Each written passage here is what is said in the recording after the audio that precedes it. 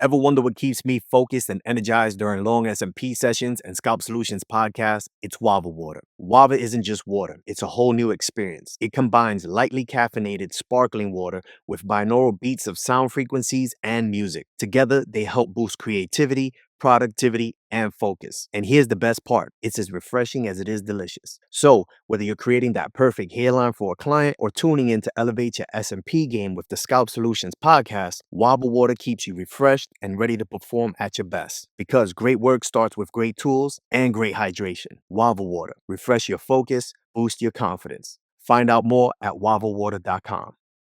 What's going on, guys? Welcome back to another episode of the Scalp Solutions podcast. I'm your host, David Santiago.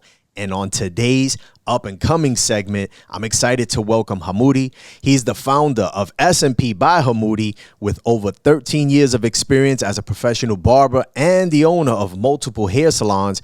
Hamudi has dedicated his career to helping people regain their confidence through scalp micropigmentation. Originally from Iraq and now based in New Zealand, Hamudi's journey is a testament to the resilience and passion that he has. He's committed to delivering exceptional results, and he understands the deep impact hair loss can have on self-esteem. Let's dive into his inspiring story and learn more about his approach to SMP. Welcome on to the show, Hamudi. Hey, what's up, Dave? Thank you for having me, man. It's been a pleasure. Even though it's 5 a.m. here, but hey, we're getting it done, man. My Anything brother, I appreciate you, man, for taking out some time. Not only taking out some time, but waking up incredibly early, as you said, brother. It is 5 o'clock in the morning, but we gonna get it. We gonna have a good interview today too, man. So let's get right into it, brother. What is it that inspired you to pursue scalp micropigmentation, and how was it that you got started? So the way that scalp micropigmentation, the way I actually looked at it first, it was a long time ago when I knew it came out from America.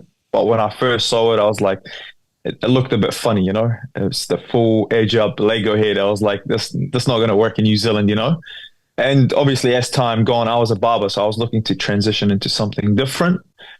And one of my friend who did get scalp micropigmentation, but I didn't really notice because it looked so natural.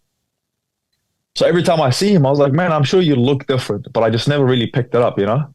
And then he's like, man, I got this thing called scalp micropigmentation. And this guy did it for me. I was like, oh shit, like it actually looks real natural, you know? And then that's how I kind of dived into it because I was like, oh, okay, so it's not the full whole Lego head that you're going to get, the full darkness in there. So there was something to it.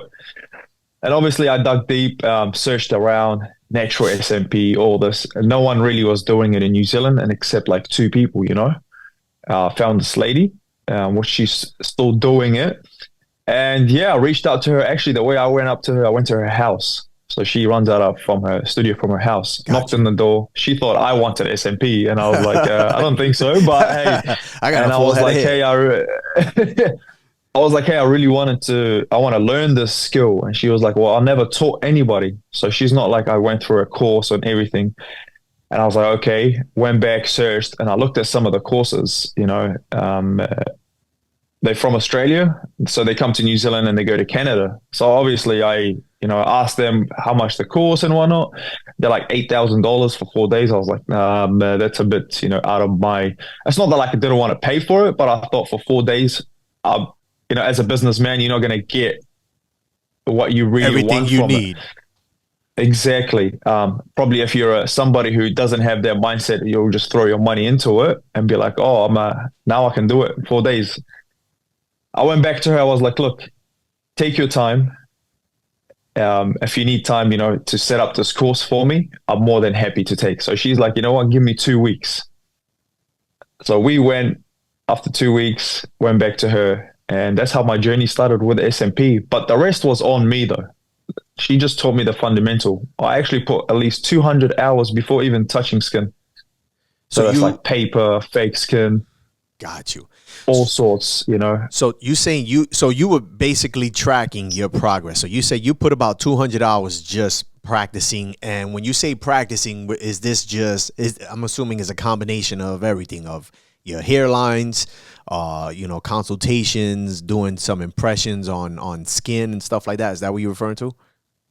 That's the one, yeah. So everything that I wanted to be good before I started, you know? I didn't want to be posting anything that I was not comfortable with. Same how I started with barbering. I put the same concept into this, which worked out perfect for me because it was the same mindset that I had when I started my barbering career. I was like, this is no different to it, but now you actually doing pigments on people's scalp. So it's a little bit more than if you mess up the haircut, it will grow again. This is not going to grow, you know? I'm a barber yeah, by trade too, man. That's so I get it. Like if you mess up, you can't. Hey, come back. I'll take care of you next week, bro. Yeah. So yeah, it took about 200 hours, man. I have like a big folder at home of how much work I've actually put into it before going into skin where it's not like I didn't feel comfortable, but I was like, I wanted to do it perfect from like good from the start. So that client actually feels comfortable with me, you know? Yeah, good on you, bro. And yeah, man, it was a journey. It's a real journey. It's still a journey, still up and downs, but that's the beauty of it. You know, if everything is a smooth ride, then it's boring, you know? What have been, I'm sorry, I had my phone connected, so we had a little whoops there. What has been one of the most challenging part? What was like one of the most challenging part of your training, and what is it? How did you overcome it? Impressions. So the way, the depth, you know, how actually you're going to put that onto a skin, and you know, using machines. I never knew about anything machines. You know, obviously clippers is very easy. I can tell you so many. But when it came to machine, I was like, okay. When I first started, I started on the master. It was a bit too heavy. Got you. And I'm like, I'm sure it's a bit harder to work on, especially if you're just going on the epidermis area, because you can do blowouts so easy. And I started, you know, doing balloons. I was like, okay, if I pop the balloons, I know I'm going too deep now, you know? So a few impressions on the balloon, popped a couple, and I was like, damn, okay, we need to keep doing this. So like the balloon helped me quite a lot before actually going on fake skin. With the balloon, is that something that you brought over? Because as a barber, you know, when we learn how to shave, we use the balloon, right? You pop the balloon, that means you pop the skin. Is that something exactly that you brought over, or did you see someone else? Did you see another artist doing that? I spoke to one guy actually from Holland. His name was Ronnie. I don't know if you've heard of him. Ronnie Veronese? Yes, I think it's MHP or something by Ronnie. Yeah, Ronnie. I just like interviewed Ronnie yesterday. Yeah. I know you. So he's like, oh, you know, try use the balloon. And I was like, oh, then it clicked. I was like, oh, we use the balloon on shaving here, so we'll probably use the balloon on the same thing. It's a great technique. And yeah, just tried it. After, you know, a couple attempts, then my hands kind of got used to it. Because, you know, with barbering, your hand's already kind of light with your wrist. So it's just a little bit of practice before you can, like, pick it up. So, and, yeah, went with the balloon.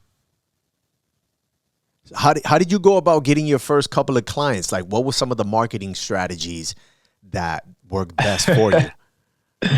Oh, man, I was hustling, bro. I can tell you that. Trust me. Like, if I tell people, they're going to probably, like, printing flyers, going to businesses. Yeah, tell us. We want to know. I want our listeners to know what it is that it takes to establish yourself to get these couple of clients, because they're not just going to come right to you. It doesn't matter how many hundreds of thousands and millions of people are suffering from hair loss. You're still going to have to put some work in to get them. So please, Hamudi, let us know.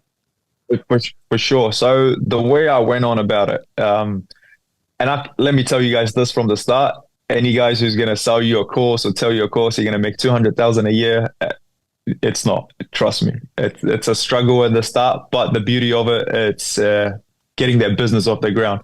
So the way I went on about it, I used my barbering technique, you know, explaining how I was a barber and then obviously transitioned. That kind of gave a little bit of comfort to clients. You know, they're like, oh, he knows what he's talking about. You know, especially when it comes to hairlines, a lot of people always bypass that.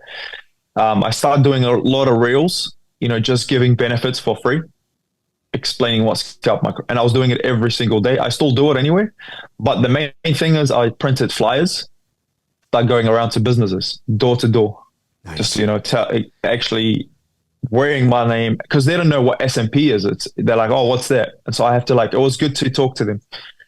And yeah, man, handing in flyers, business cards. At the gym, if I see, you know, a guy with no hair, I was like, hey, bro, this is what I do. Here's my business card if you decided.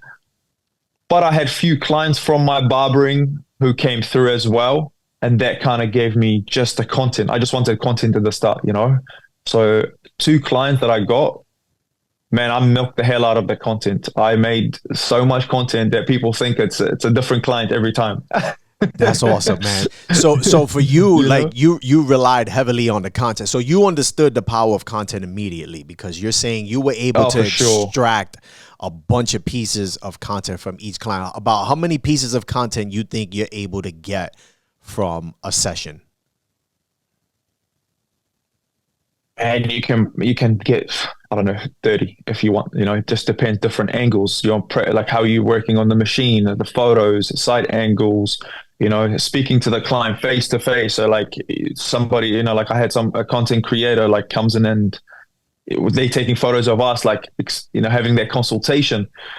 But the thing is, it's not just that. It's so much actually like that I had to think. I was like, okay, one mistake that I did in my barbering industry is I never showed my face, even though I was the ambassador for Wool. So I was ambassador for Wool as well, the first person in New Zealand to do it. That's awesome. But no one knew who I looked. Everyone used to talk about, oh, like exclusive cuts. That was my business called, you know. And then they're like, and then I was like, no, I need to change this. So I just like, the more my face is out there, the more people are going to get sick of looking at me. So, you know, But it so they're going works. to know every time out there. Oh, yeah, man, it did. So Um, so do you think that that's something that sets you and your work apart from other S&P artists, especially from newer S&P artists that are starting out? for sure, man. I had guys reaching out to me. They're like, oh, how do you become comfortable, you know, speaking? Like, you know, that's what we're doing right now. A lot of guys are not comfortable, that even girls, they're just too shy to speak and explain. Well, I was like, look, end of the day, S&P, it's your own business. No one is going to come knock on your door, give you clients. For If sure. you're not going to put in the hard work to get it off the ground, then you might as well do something else, because it's not an easy journey, but it's an enjoyment, because once you crack through that window, you know, you're going to make it. It's just how much dedication and hard work you're actually gonna put into it, and it does. It takes a long time, man. But for some reason, I kind of just hacked into it, and I took this one quote. I said, "Speed always works, man. You cannot just say, oh, I'll just wait on this." Not. You just got to keep executing of what you're actually doing. For And sure. my head is like, how do I get up fast with those guys up there? Not just with skill wise, but content wise. What are they doing that I can just like implement it into my business? And I just keep doing that every single day. Okay, what is my competition doing? Okay, they're not doing this. I need to do this. You know, they're not doing reels. They're not sitting there talking about what scalp micropigmentation is. How do you moisturize your scalp? How do you do all these? They're not doing none of that. So I was like, that is something that I can talk about, because in reality, that's one thing that I kind of picked up with SMP artists, as they always share each other like as an artist. But at the end of the day, you want to get clients. You're not getting artists. you know, you Yeah. want to talk to clients, be in the client's shoes of, oh, okay, what is SMP? Like, I don't understand what SMP, and a lot of them still don't understand it. So it's like you need to give value for your for what you're doing. For sure. You pointed out something very important. You said something about a lot of S&P artists make content for other S&P artists when they should be worrying about making the content for the potential consumer, right? The potential client. For sure. I get asked all the time when they're like, Dave, how you get your camera to look like this, XYZ. Oh, I want to make these videos. And I listen to them and they're like, oh, I just don't want other S&P artists to reach out to me and tell me XYZ. I'm like, dude, you're making content for the wrong person. You're worrying about the wrong. Who gives a Exactly. shit about that's your competition? Of course they're gonna say something to you. You got to worry about making stuff and communicating with that bald man on the other side of the screen, or lady who's experiencing thinning. So that's a great point that you brought up. What has been one of the most rewarding experiences so far for you with a client? Man, just seeing their face, after the second session, because I've had guys who have never seen their hairline in 10 years. So to see a hairline or something there, they just buzzing out. I've had guys who actually were in tears. So that was a bit, when you're with a It's client one on intense. one and they start getting emotional and you're like, oh damn, like you Yeah, know. it's intense. So those are the moments like that kind of drives me even more into the industry. Even though, my barbering was always servicing and, you're giving a good haircut, but this was just a bit more than a haircut, do you know what I mean? Especially like when their family messaging them, they're like, "Oh, you look more younger now," because a hairline does restructure your whole For face. sure. People don't realize that. Yeah. So yeah, man, it's like you're seeing clients getting emotional. That's something like it's good for me to see because I'm doing something right. I like to ask all the barbers this question because I mean, as a barber, do you remember or do you? I don't know if you're still cutting. Are you still actively? Are you a barber still, or those It's days my are friends, man, they still hit me up. They're like, "Hey," okay? I'm like, if I feel like it, if I don't want to You don't cut it. do So, but do you remember it. taking that one client who's told you, "Listen, I don't know what kind of haircut I want. Why don't you, give me something, right?" And we go into our bag of tricks and we're like. You lace them up and they look at themselves and they're like, oh my goodness, like I'm a new man. So like the difference, I like to ask the other barbers, like, you can't even compare, right? Could you compare how it feels when a barbering client compliments you on, making them look good opposed to an S&P client who's usually a little more emotional, telling you like, they're not telling you like, you make me look good. It's like, dude, you changed my life, bro. I think this is more than the barbering, yeah, for sure. Because a haircut, you're like, oh, sure, man, and, like it looks good, whatever. So you go out the door and then you just go on with your day. But I feel like with the SMP, you do change their life because they buzzing out. They probably buzz out for so long. I still have clients messaging me. They're like, hey, man, no one noticed that I've still got, done SMP. That's And I great. was like, that's the whole goal of it. People don't understand. It's like you need to go extreme with it. I was like, man, the whole goal of it is so people don't really detect what you've done. That's That's what the I kind of look ultimate. at it. That's the ultimate compliment. And speaking of clients hitting you back up and telling you that no one has noticed it, what is your approach to making sure that your results look realistic and natural? Like when I looked at what SMP was first, I didn't really like it to be honest, because like I said, it's the whole Lego shape, and I was like, it looks fake. It doesn't. So when I got into the natural look, I was like, cool, man, I've shaved so many different hairs, like a lot. And I was like, okay, impressions don't look like dots in the same section. You never do. Like it's perfect, but imperfect at the same time. I can shave my hair right now, and I can tell you nothing is not structured. So it's like, how do you implement that into on a scalp? And I obviously when I first started, you structure and then you go in between and in between. And I was like, it still looks too. You can see it's not. It doesn't look right. Too loose or too I just dense? started. It's too loose, too wide, and it doesn't have a texture in it. Because your Got hair it. when you shave it off, it's textured. Right. And what a lot of guys do, like there's no right or wrong, but it's just how I see it. When you're a barber, you get to see because I've Right. seen thousands We of got a hair, different and I was eye. like, this is how it. So I got a different eye for it. I can see what it looks like. I just started mixing it up, man. Like I started using a lot finer needle. How some people start with like big, bring it smaller and smaller. I just started with one, the smallest one, and I just kept on going with it, implementing it. Mixing it up and not making it too perfect. And when I start doing that, and then your impressions are all the same, then I was like, okay, now it kind of looks like you have, it does not look like it looks just like a shaved head. Right. And then I just started doing that every single day, practicing, and then doing obviously when my client comes through. Because once you get your impression right, it's mainly your technique that you're going to change, how you're going to come and look at it. And yeah, I just went on with that and I just stuck to this one thing. Even though Joe SMP actually helped me out, he implemented it. And when I saw him in real life, man, it was crazy. This guy's a different story. So So you can see like there's levels to it. yeah, so once you saw you were able to produce these natural results and you were like, all right, my stuff don't look nothing like this shit online. I'm on to something. What Yes. were you doing differently? Like was was that a little more encouraging for you to just like, let me experiment a little bit more? Or were you like, I have, this is working for me. Let me stay on course. Today, I want to talk to you about something crucial for your S&P business, where you get your tools. It's not just about having the right tools.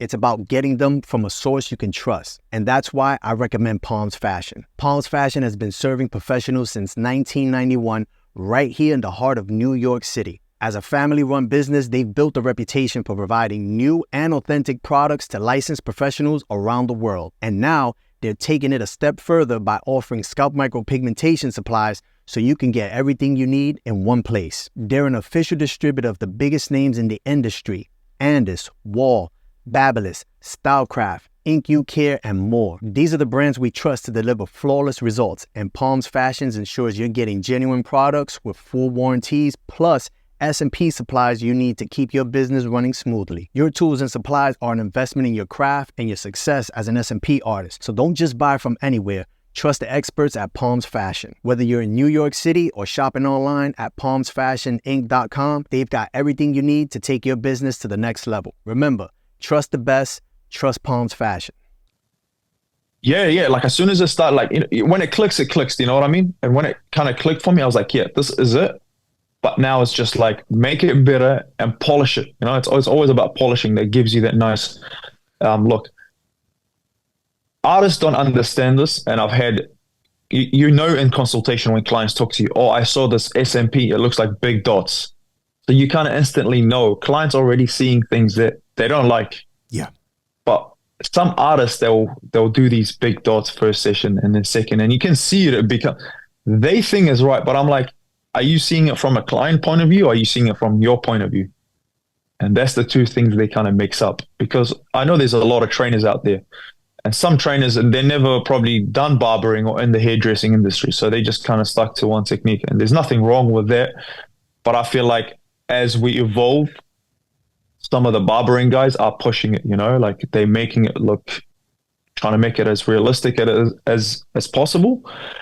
So yeah, I always look at it from a client point of view. I was like, oh, what made you come see me? They're like, oh, we couldn't see your work was like undetectable, or just looked like a normal shaved head. And I was like, okay, so what I'm doing is right, but just make it better and better every day. It's working. So as a newer artist, what are some of the key lessons that you've learned that you wish you would have known when you first started? I wish a lot of artists that especially for new guys that are coming in, the top guys who are in the industry are well known, just in any area you are, stop gatekeeping, man. It's, a lot of guys gatekeep. They don't want to really teach you. They want to take that money from you from the course, and they say, hey, you're on your own. And then if you want to come back and do a masterclass, obviously they still kind of charge you. I wish like the more industry more helpful to make the work a lot better, especially for new guys coming in uncomfortable. Because remember, the more bad work out there, it's going to ruin it for everybody. For sure. So I wish like when I came in, and trust me, I reached out to a couple of people and they gatekeep it straight away. They're like, oh, they start making all these excuses. I was like, okay, cool. This. I had to like, this is on me. I had to do my own trainings, my own this. So I wish like for new guys coming in, to all you top artists out there, help them out, man, because at the end of the day, it might look bad for you, because more bad work there, it's going to slow out the whole down industry, and no one wants to do it.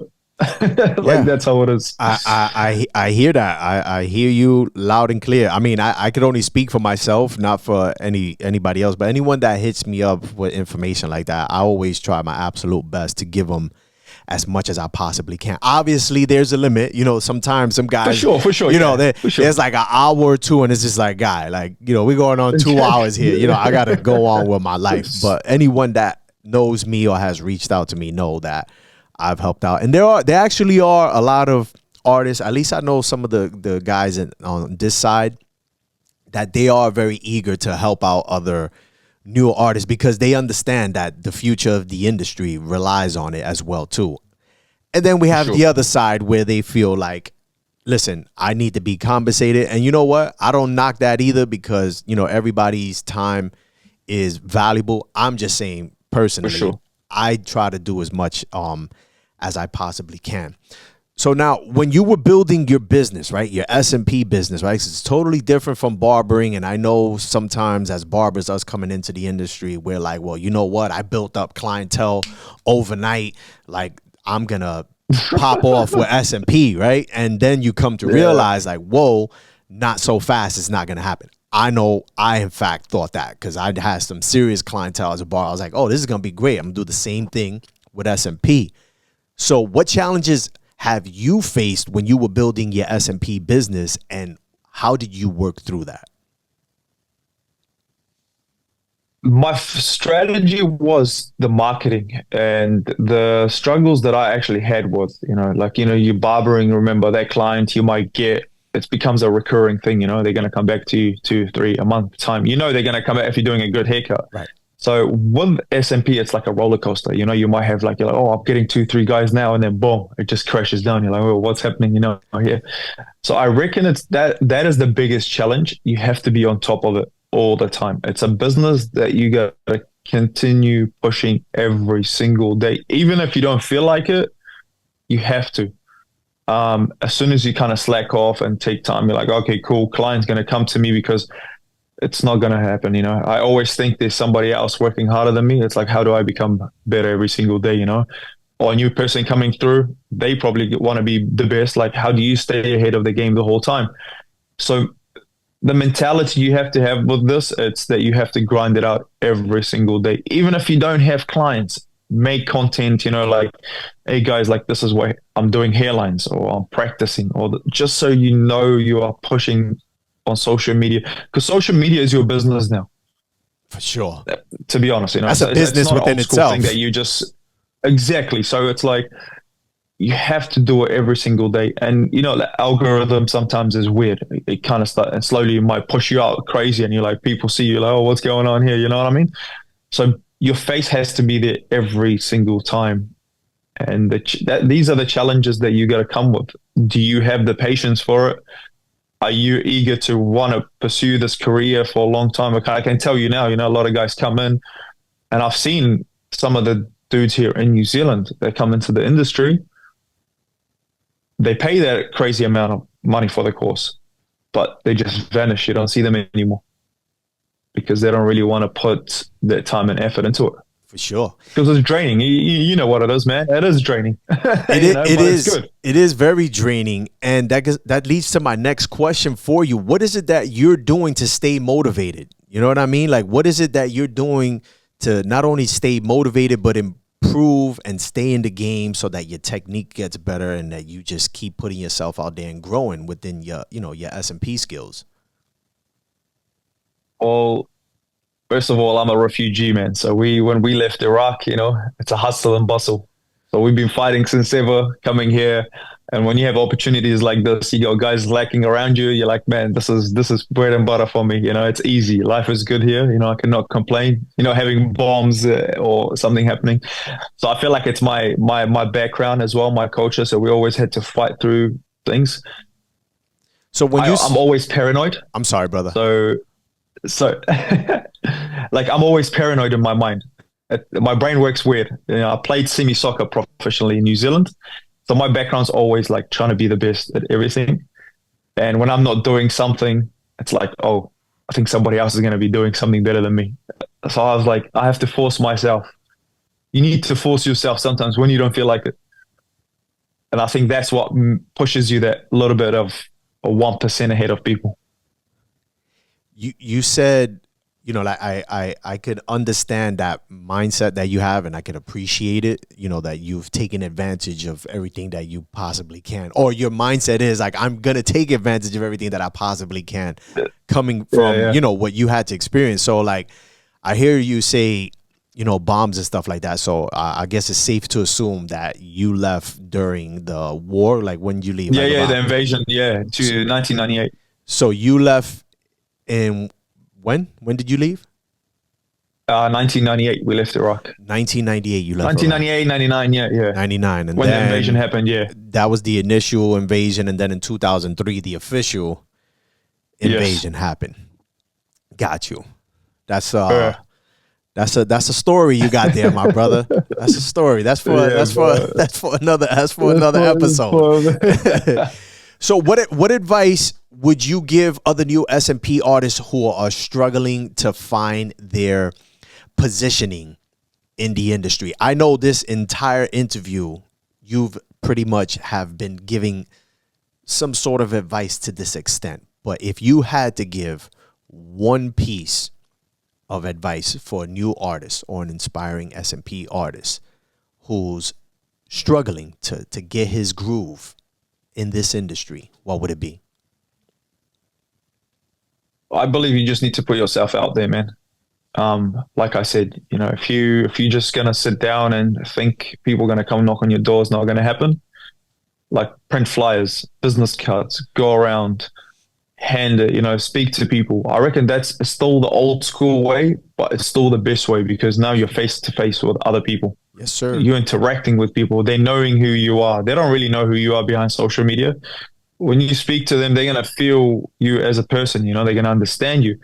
And I reckon that's the one piece of advice. Be out there, put yourself out there. And trust me, there's a lot of people going to bring other people down. And that's part of the world. You're not going to have everything great, but you're going to have people who's going to criticize and just say stupid stuff. That needs to get out of the door. Trust me, it will happen no matter what.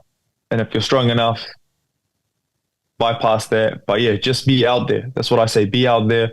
Just think of an old school. Go out to businesses, hand business cards, flyers. Those are things do help. You just don't realize it. You think it's not working, but it does work.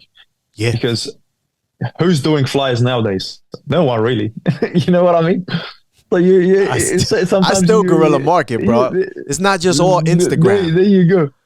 That's the big misconception. So if you think a bit like an old school, trust me, it works. For sure. Or what I say is go around your whole area. Cool, you have social media, but then it's see the gyms. Gyms are, for example, they're the best ones. Man, so many bold people go there. Everybody's on steroids. Hey, this is what I do. And also, one good advice that I would actually give, and I've done this, I say for every client that comes through your business, I'll give you a commission on it. People happy with it. Even if you give them something in return for introducing that client to you. I've had guys where I gave them, $100 for bringing me a client that paid me $2,500. Nice referral program, a nice referral program that always helps. Exactly. So all these little things do help accumulate. And once obviously you build your business and your page looks nice and stuff, then when people click on for S&P and you pop out, people scroll, okay, this guy knows what he's doing. He's done so much work. So you need to do the groundwork first. It's tough, but it's fun. Trust me, it is fun. Now I look back, I'm like, man, I wish I want to do some of that groundwork again. I'm in a good position now, I'm happy where I am now, yeah. What are your goals for the next few years, and how do you see yourself growing even further as an S&P artist? I have two places at the moment that I'm thinking of. I potentially would maybe I would leave New Zealand because I went to Dubai. I did some clients there, which that was amazing. Did some content there. I worked beside Joe for 2 weeks straight, so I ended up looking at what he's doing. So that was great, man. You're not going to shadow somebody for 2 weeks. I had that. I potentially would like to mix the barbershop and S&P, but privately, a nice design where I still have the barbering section, and then you have a private place where you got S&P specifically, because I was like, I need to utilize this as well. I understand barbering. Now I just want to build my S&P and put these two together. So that's the next probably couple of years, I believe, opening up another business where combining this together. Awesome. And it's either, I believe Dubai could be potentially the place, because that place is crazy, man. Trying to make some big moves, huh?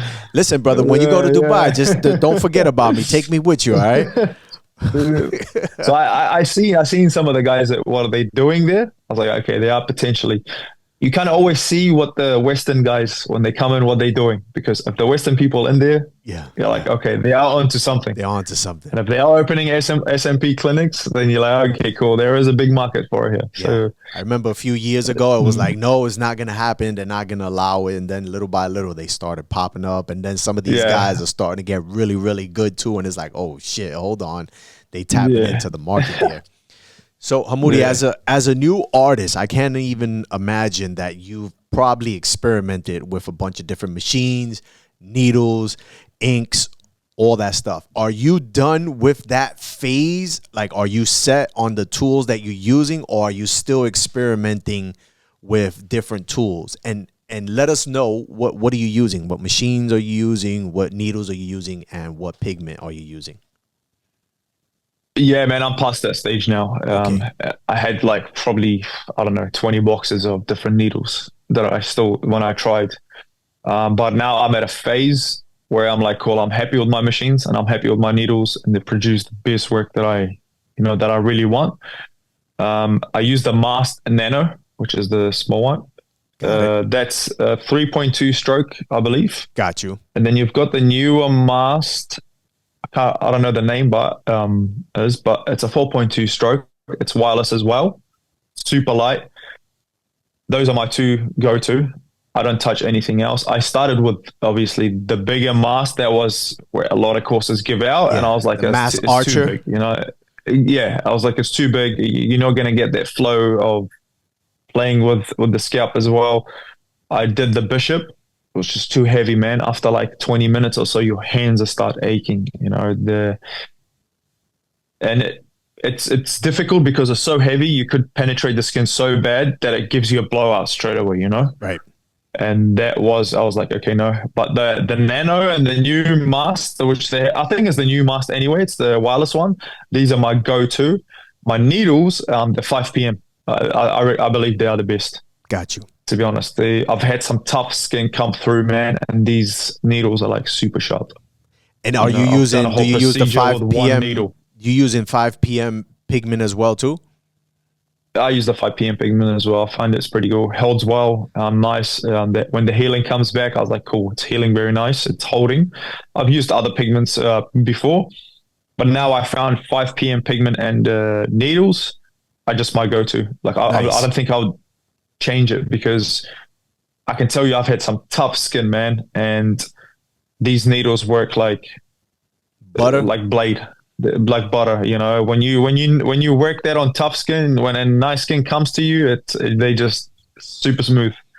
Yeah, good stuff. Shout out to John Chandler. The rest I've tried, the rest I've tried, they blow out, leak super quick, and it's like, man, you're sitting there trying to clean up the needle the whole time. It's just a mess. Spudding. You know what I mean? Spudding out. Yeah. Hamudi, before we wrap, shout out to like a 5 p.m. Yeah, for sure. I had said it too. We spoke over each other. I was saying shout out to John Chandler and everybody over there at 5 p.m. Before we wrap things up, brother, can you let everybody know where they can get in contact with you if they wanted to connect with you? Yeah, for sure, man. So you can go on my Instagram page, smp.byhamudi. Just reach out to me anytime you want. I'm more than happy to help, even if you want to sit down through a call. More than happy to help you guys, anyone that's coming into the industry as well. Outstanding. Excellent. Hamudi, I appreciate you, my brother, not only for taking some time to jump on the podcast, but waking up incredibly early like the OG that you are. But you're a barber. We understand the hustle. We don't care. We up grinding early anyway. That's the one. So yeah, that's going to wrap it up for this episode of the Scalp Solutions podcast. Until the next time, peace.